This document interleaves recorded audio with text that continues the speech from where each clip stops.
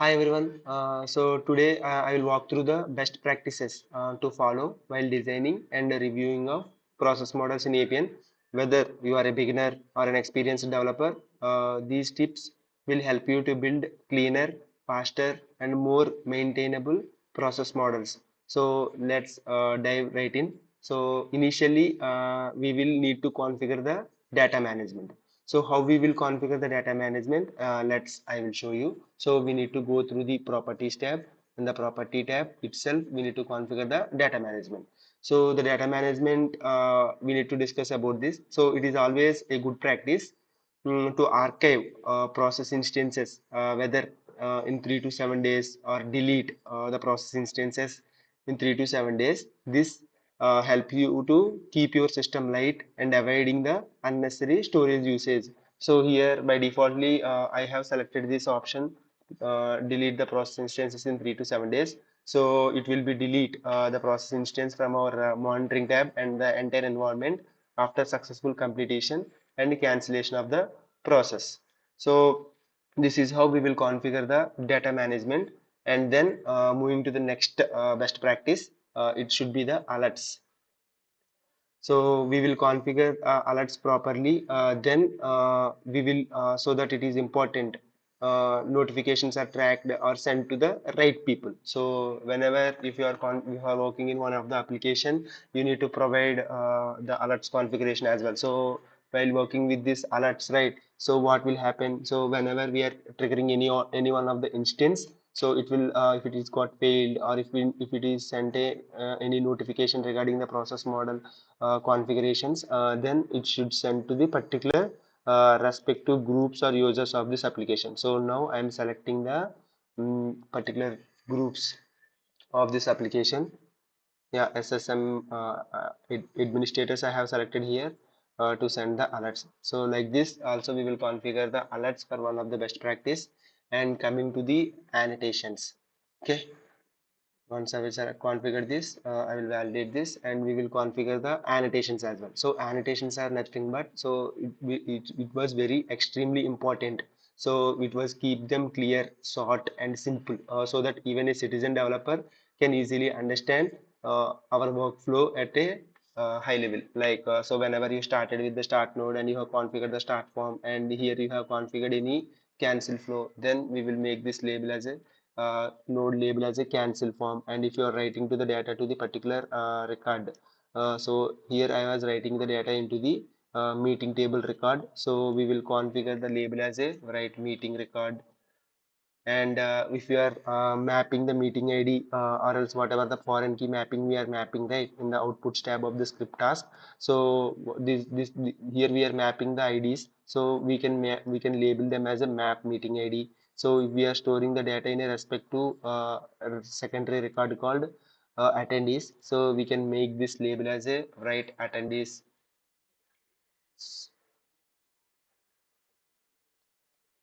Right, attendees, like this we will label this as a node as an annotation. So if you are sending an email notification to a particular group, send email attendees, like this we will form. And check-in form, the user input task label as a this is the check-in form will received by the attendees. So again we are writing the data into attendees. So like this we will configure the labels of the nodes as an annotations. So and also coming to the next point, security wise. So always move on to the security. Always make sure administrators have the admin access and users have the viewer access. So where we can find the security, in the sense we need to go to the file and go into the properties security. So see, whoever the part of this system SSM administrators can have the process administrator permission, and who is the part of the SSM users can have the viewer permissions. If you want to add any new group or else any new permission to the newly added users or groups, we can configure and modify the security here. So this applies the both process models and the process model folder also itself. So like that we need to apply the security of this object itself. And coming to the next practice. Yeah, so whenever we are configuring the user start form, so in the properties process start form, so if you want to If you want your process to be mapped on sites or avoiding using the start forms instead of design them to be triggered from the right interface or action. You got it right. So if you want your process to be mapped on sites, avoiding using start forms instead of design them into the triggered from the right interface or an action as an action. Yes. So whenever if you want to pass this as a input as a action input in the site level, we will configure the process start form. uh, Here we will configure the interface, and then we will map the rule inputs. And coming to the next practice, we will configure the process display name. So whenever the instance got triggered, this process display name should be available in the monitoring tab. So for this, we will create the process display name with the unique ID. So whenever the instance got triggered, there will be a unique ID called meeting ID got generate in this process model. So we are concatenating the meeting ID with the process display name. So then it will be easy to identify whenever we are triggered an instance in the environment, then we can able to easily identify our instance in the monitoring tab itself. And going to the next best practice.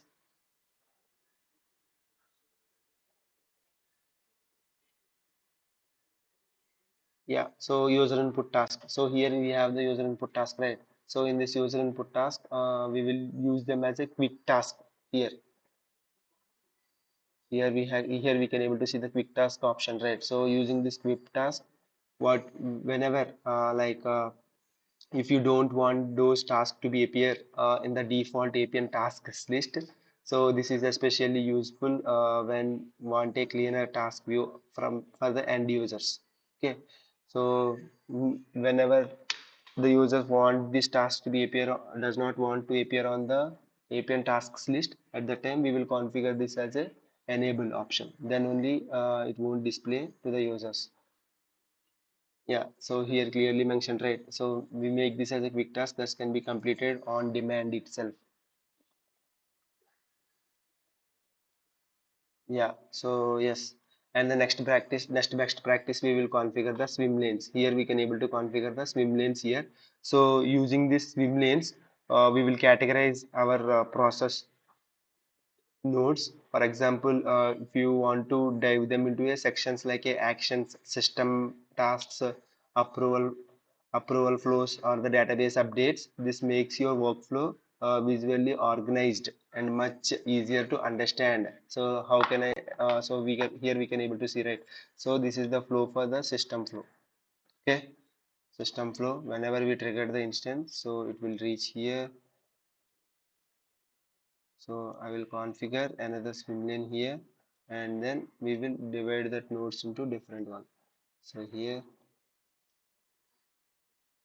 these are all the right database updates.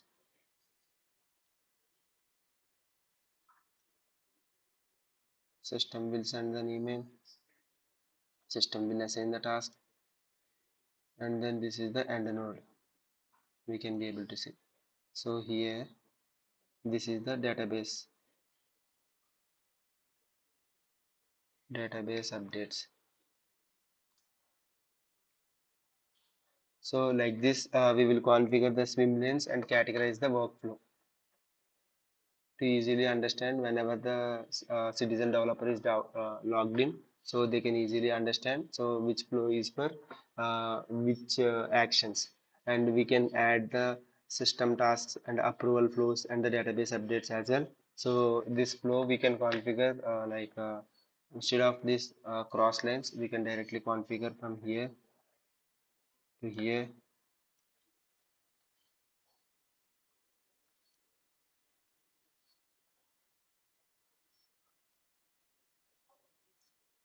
here to here,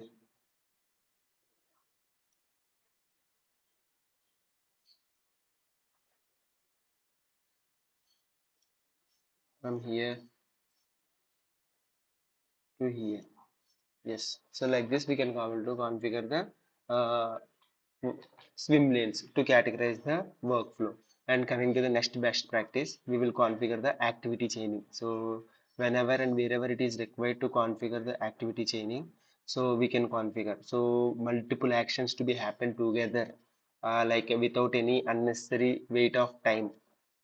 Like a common example, each chaining forms is the sequence of the tasks. So whenever there is a task sequentially need to be get assigned to the same user or the same particular group of users, so at that time we will go with this activity chaining to assign the same task after another task to the same user or the particular group.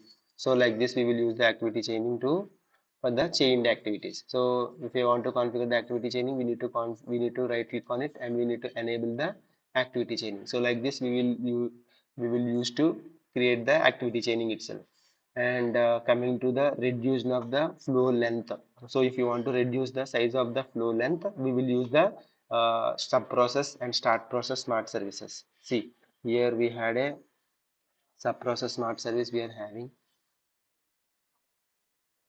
Configuring the sub process and the start process smart service. We will start process.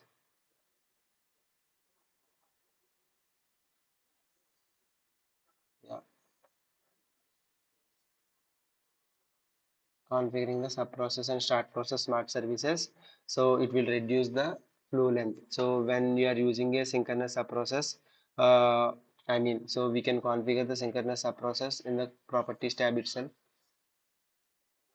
In the properties tab, in the setup tab, yeah, synchronous.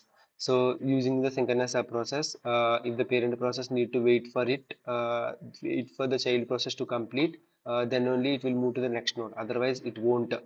So coming to the asynchronous node, so if the parent process should continues immediately without waiting for the child process to be evaluated. At that time we will use this asynchronous sub process.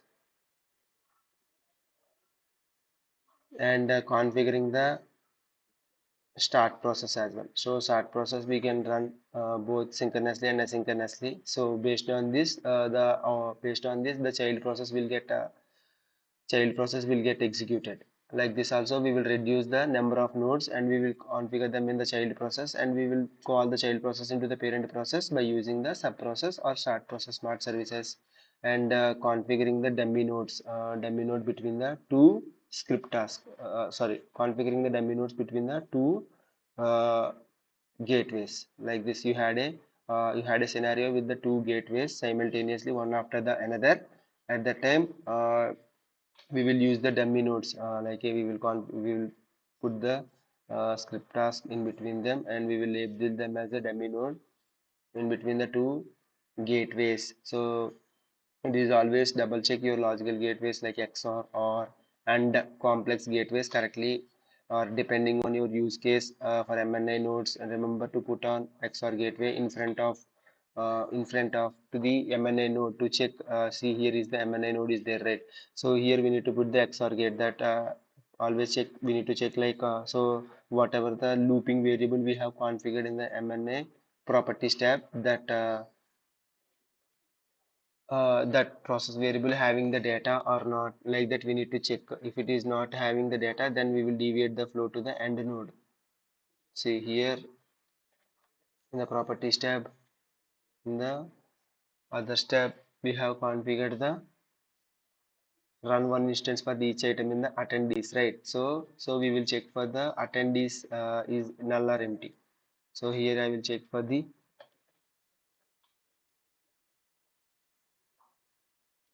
is null or empty of PV bank.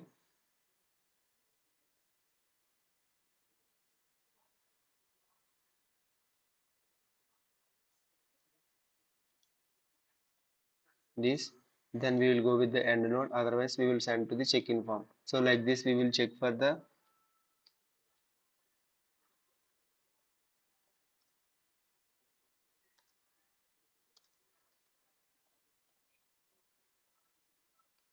here always we will check like this. So whether there are null, so we are not able to send this form to the MNI node, otherwise only we will send this flow to the MNI node. Like this we will check, and we will always using the paragraph field, you will always use the paragraph field to describe the process model, brief description.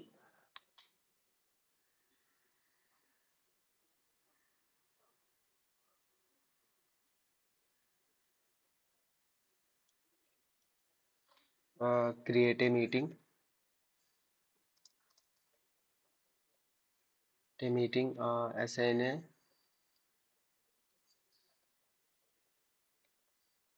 assign the check-in task,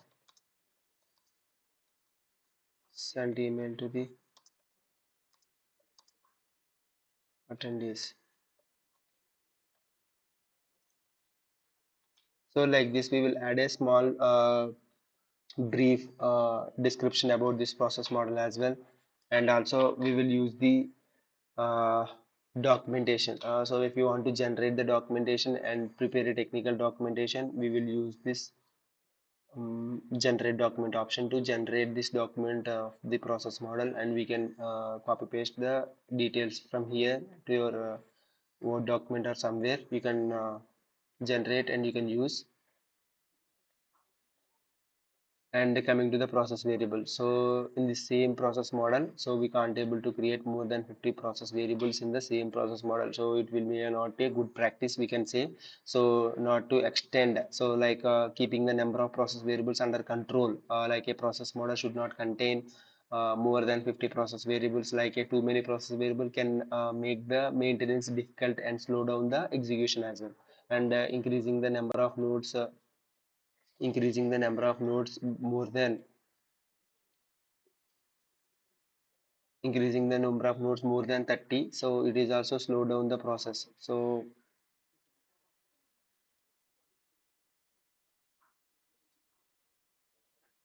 yeah, if you want to tag this to the some to any one of the node, you can tag this like this, the description part. Yeah, these are the few best practices we commonly use for every process model to be more efficient and work more faster and without any performance issues. So those are the best practices we will follow while designing and reviewing the process models. By applying these consistently, so we will create the workflows and that are very efficient and maintainable and easy for anyone on your team to understand. So yes, thank you team. Thank you for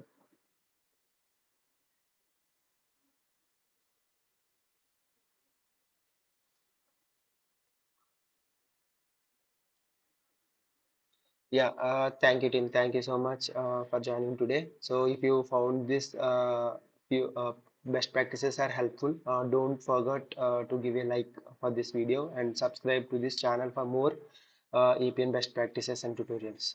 Thank you.